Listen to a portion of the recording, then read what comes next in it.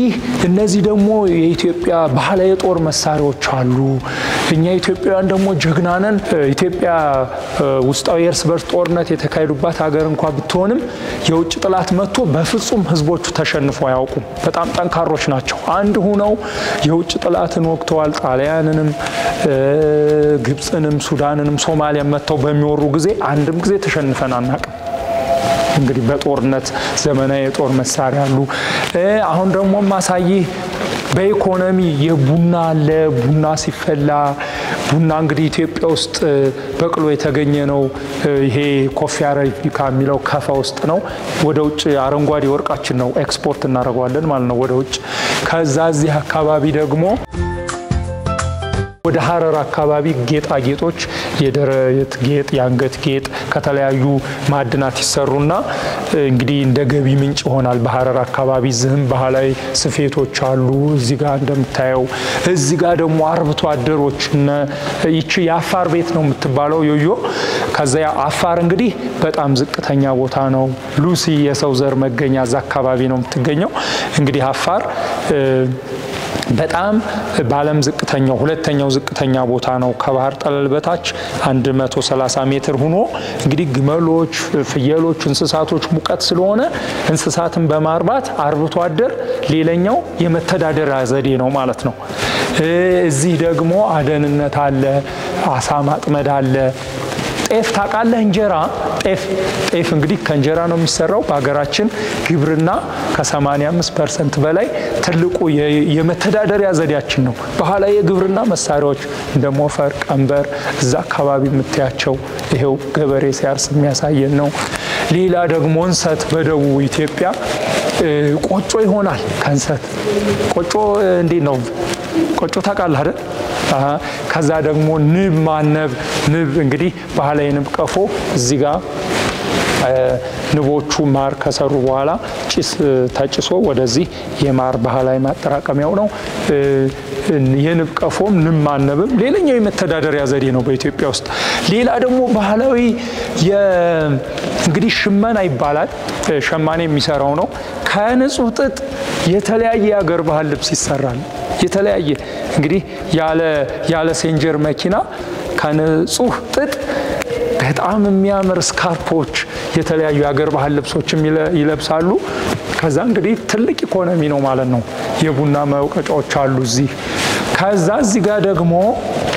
እንግዲህ ባህላዊ መድኃኒቶች ከጽዋት አለ እንግዲህ ባህላዊ ሰዎች ከጽዋት ባላቸው ሀገር በቀል ዕውቀት የተለያየ ወይራ ዘይት የሚባል አለ ዳማከሲ ምናምን እነዛን በቡና በሻይ የተለያየ ጉንፋን ምናምን በመንታመም ጊዜ እነዚህን መድኃኒቶች እንጠቀማለን አሁን ደግሞ ወደ ቀዳማዊ አፄ ኃይለ ሥላሴ የመኝታ ክፍሉ ነው ማሳይ እንግዲህ ኢትዮጵያ ውስጥ ይሄኛው በድሮ ጊዜ አሞሌ ጨው ይባላል ይሄንን አንድ ጨው ተሰጥና መገባቢያ ገንዘብ ነው እቃ በቃ ግብይት የሚባለው ማለት ነው ሌላም የሐረር ማለቆች ዳግማዊ አፄ ምኒልክ ሳንቲሞች ማዘር ትሬዛ የሚባለው ብር ደግሞ 500 የኢትዮጵያ ዶላር ይላል እዚህ ጋር እንግዲህ 500 ብር ማለት መብረር ነው በኢትዮጵያ እንግዲህ የተለያዩ የኢትዮጵያ ብር በአፄ ኃይለ ሥላሴ ጊዜ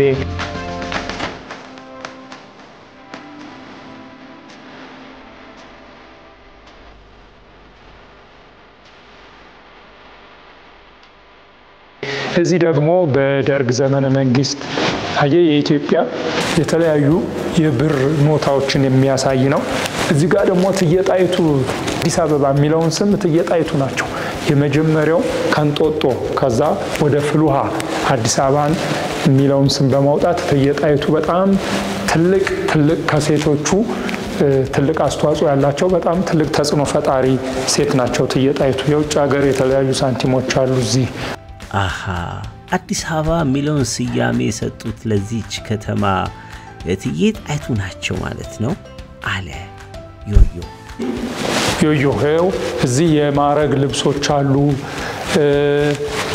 ቴምብሮችም አሉ እዚህ አካባቢ በጣም የሚያምሩ ናቸው እነዚህ ቴምብሮች የሚያማምሩ ቴምብር ይባላል እዚህ ጋር እንግዲህ በኢትዮጵያ የተለያዩ ብርቅዬ የዱር እንስሳትን የሚያሳዩ ስለ ኢትዮጵያ በጣም በጣም የሚያማምሩ ኢትዮጵያ እንግዲህ በዓለም ላይ በጣም በሚያምር የቴምብር ኮሌክሽኖቹ የምትታወቅ ናት። እዚህ ደግሞ የአፄ ኃይለ ሥላሴ መኝታ ቤት እንዴ የንጉሱ የኃይለ ሥላሴ መኝታ ቤት የነበረውን ላይ ነው ማለት ነው አለ ዮዮ አየህ እንግዲህ ይሄ የአፄ ኃይለ ሥላሴ መኝታ ክፍላቸው ነው የምንገኘው። አልጋው አለ፣ ትራስ መስታወቱ አለ። እዛ ደግሞ ሲጽፉ ሲፈርሙ ካዘን አላቸው፣ ስጦታ አላቸው። እንግዲህ በዚህ ቤተ መንግስት ውስጥ ቅድም እንደነገርኩ 22 ዓመት እዚህ ኑረዋል። 27 ነው 5 ዓመቱ ያው እንግዲህ ደግሞ እዚህ ደግሞ የመልመሻ ክፍል አላቸው። እዚህ ጋር የአፄ ኃይለ ሥላሴ ይሄው ልብስ ጫማ የማረግ ልብሳቸው በተለይ እንግዲህ አፄ ኃይለ ሥላሴ በውጭ ግንኙነት ይታወቃሉ። የተሰጣቸው ስጦታ ከሩሲያ ከሚባል ሀገር ከጃፓን ከቻይና ይሄ ደግሞ ወደ ታች ወደ መኪናቸው ሲሄዱ የሚስጥር በር ይባላል።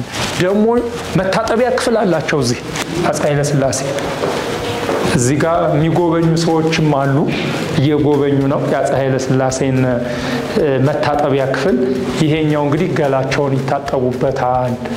አየህ በጣም ያምራል። እንግዲህ ከዛሬ 90 ዓመት በፊት ይሄኛው ደግሞ ፊታቸውንም ሲታጠቡ እዚህ ሽንት ቤት ይጠቀማሉ። ከዛ ደግሞ እዚህ በውሃ የሚታጠቡበት ከዛ ሽቶ ሳሙና ይቀመጣል። ይሄ እንግዲህ በጣም የሚያምር ነው። አንድ ጊዜም አልታደሰም።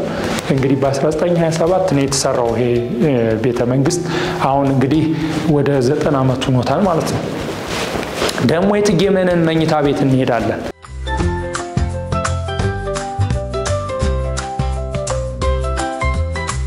መኝታ ክፍል ነው እንግዲህ እቴጌ መነን ደግሞ በጣም ጎበዝ ናቸው። እዚህ ጋር ፎቶአቸው አለ። ይሄኛው በእጅ የተሰራ አለ፣ ልብስ አለ።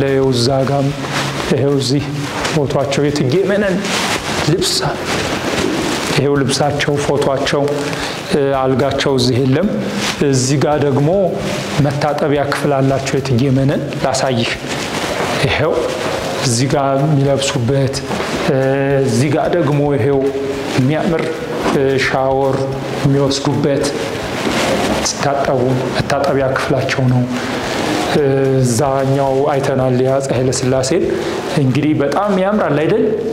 አዎ በጣም ይሄንን ይመስላል። ዮዮ በሙዚየም ውስጥ በአንድ ጊዜ ስለ ብዙ ነገር ነው እየሰማ እየተመለከተ ያለው።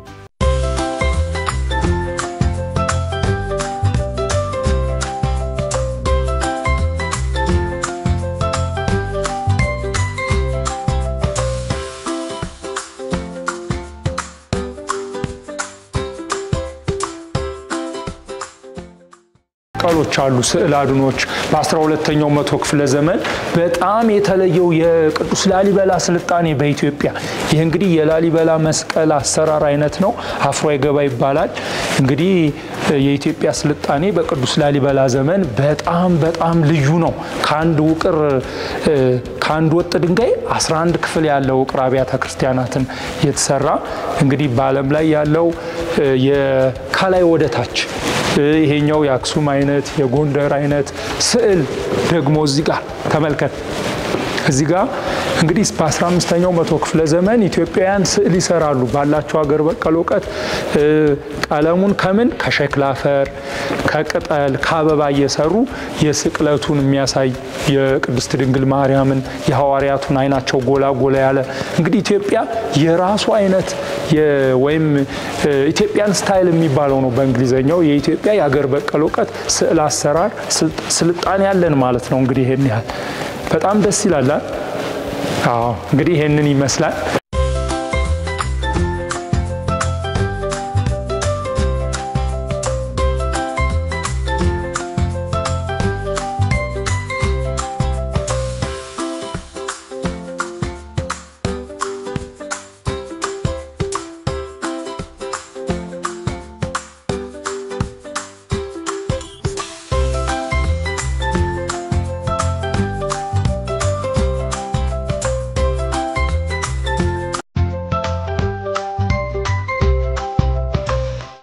ኢትዮጵያ ሀገራችን እጅግ ጥንታዊ እጅግ የተከበረችና ረጅም ታሪክ ያላት ሀገር ናት አለ ዮዮ። ልጆች ሁሉ ስለ ሀገራቸው ታሪክ ማወቅ አለባቸው።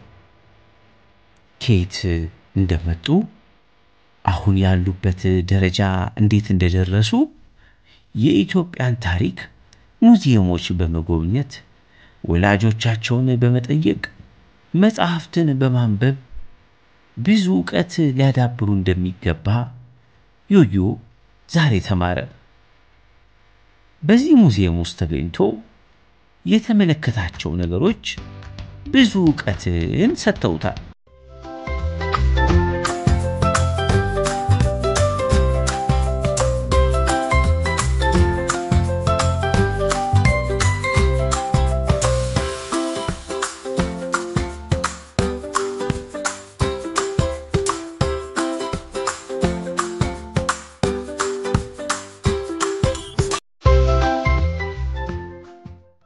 የተለያዩ የነገስታት ታሪክን፣ የሙዚቃ መሳሪያዎችን፣ የስዕል አሳሳል፣ በተለይ ደግሞ ስለ ልጅነት በኢትዮጵያ ውስጥ በተለያዩ አካባቢ የልጆች አስተዳደግና ጨዋታ ምን እንደሚመስል የተመለከተው ነገር እጅግ ማርኮታል። ዮዮ በሙዚየም ውስጥ እጅግ ጥሩ ጊዜ አሳልፎ ወደ ቤቱ ሄደ።